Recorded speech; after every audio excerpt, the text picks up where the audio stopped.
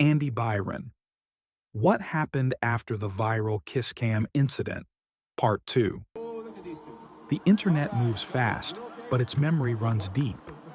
In the days and weeks that followed the viral kiss cam incident involving Andy Byron, the tech CEO unexpectedly thrust into global attention.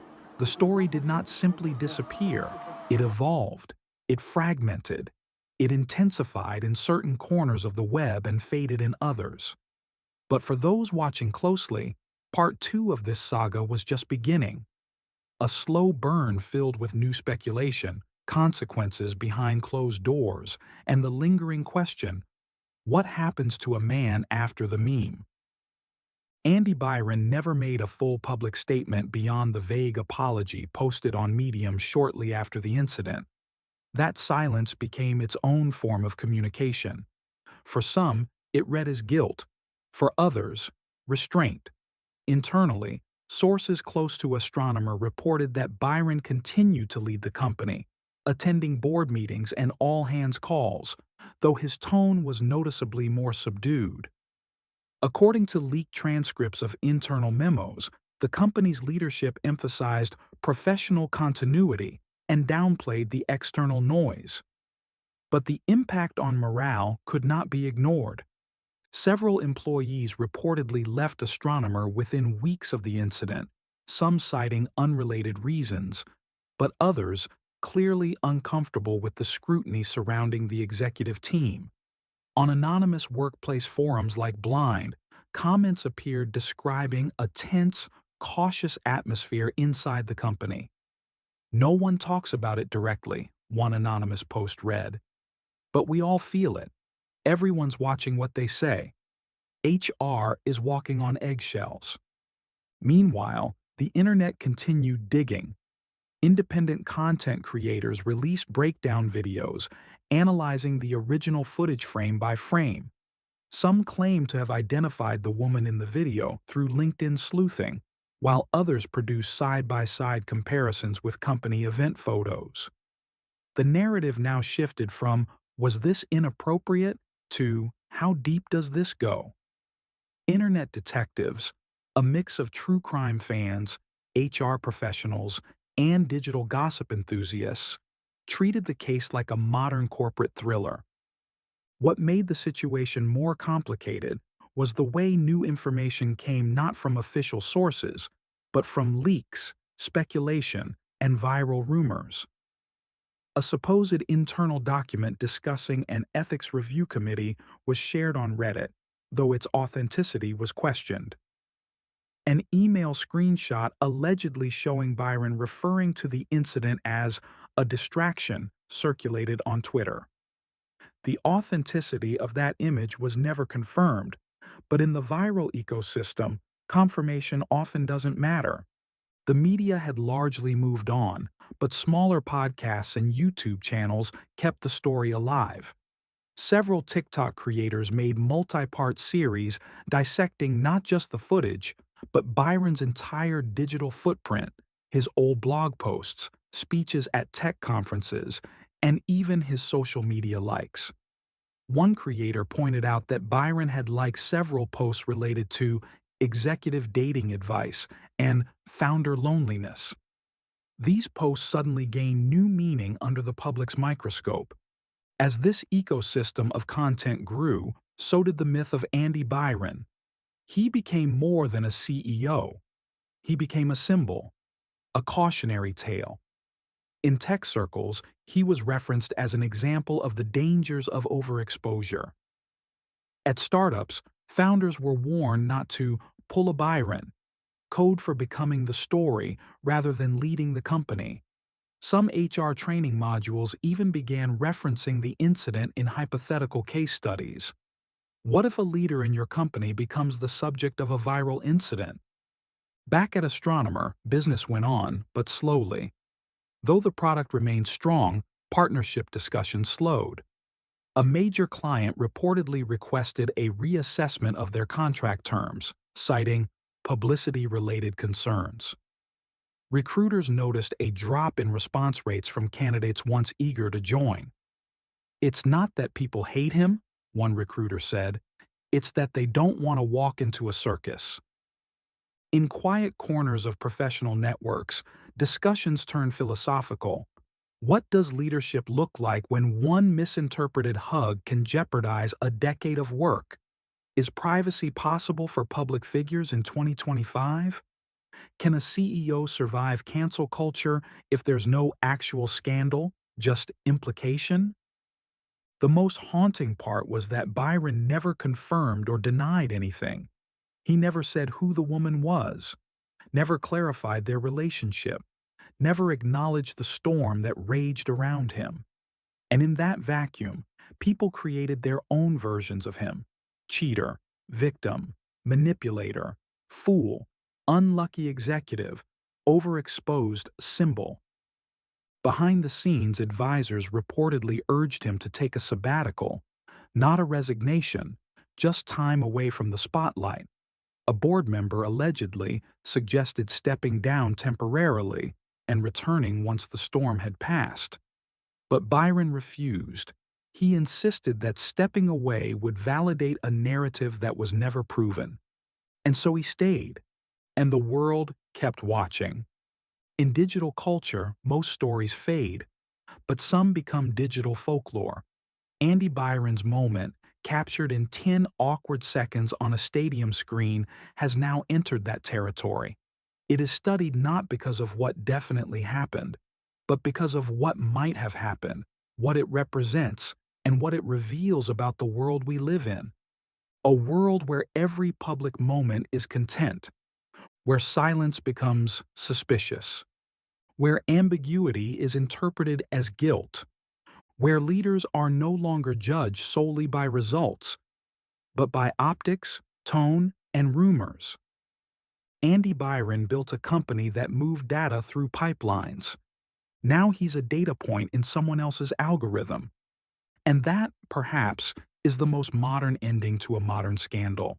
But the deeper layer of the Andy Byron saga lies not in the footage, the rumors, or even the silence, but in what it says about us. The internet thrives on ambiguity. Moments like Byron's become viral not necessarily because of what happened, but because of how many possible meanings we can project onto them. The kiss cam video was a blank canvas. One awkward gesture and a nervous smile turned into a million personalized stories. To some, it was evidence of corporate misconduct. To others, a reflection of the impossible expectations placed on public figures. To many more, it was simply content, something to dissect, joke about, and move on from. But Byron doesn't get to move on. Not easily. That's the nature of being the protagonist in a viral drama.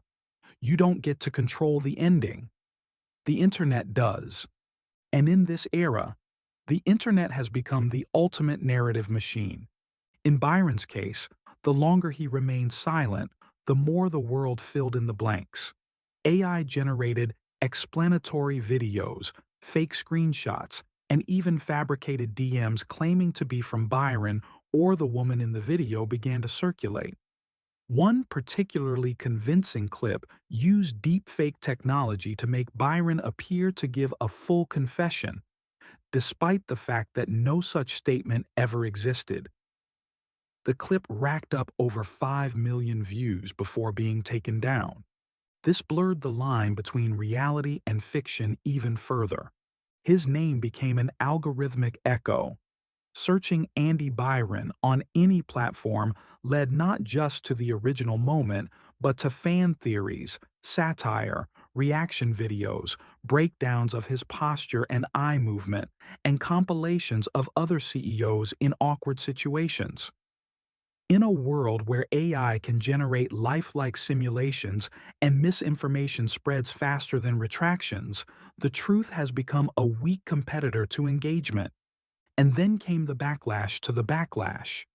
A small but growing movement began defending Byron, not because they believed he was innocent or guilty, but because they believed the incident shouldn't matter in the first place.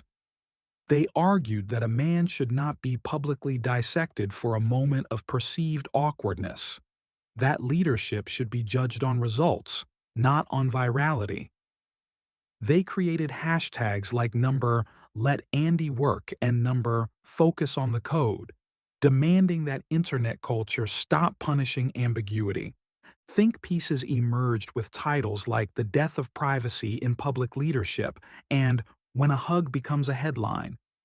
Academics weighed in, discussing parasocial judgment, digital witch hunts, and what some now call soft cancellation. Not a total deplatforming, but a slow erosion of credibility through viral distortion. Ironically, Byron himself still refused to speak. He did not engage with his defenders, nor his critics. His public channels remained dormant, except for occasional retweets related to astronomers' product updates. His Medium post remained the only official statement, a vague apology with no details, no names, and no admissions. This silence created a paradox. The more he avoided the conversation, the more visible he became. In leadership seminars, Byron's case became a lesson in optics management. Consultants began offering workshops with slides titled "Avoiding the Byron Trap."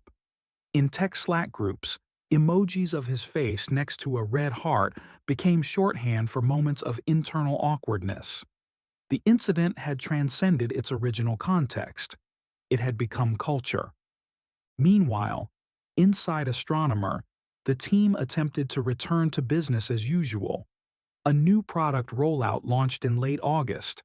It was well received. Technical blogs praised the company's work, but every positive tweet was met with at least one reply referencing the Coldplay incident. Every livestream had a comment asking, "Is Andy still CEO?"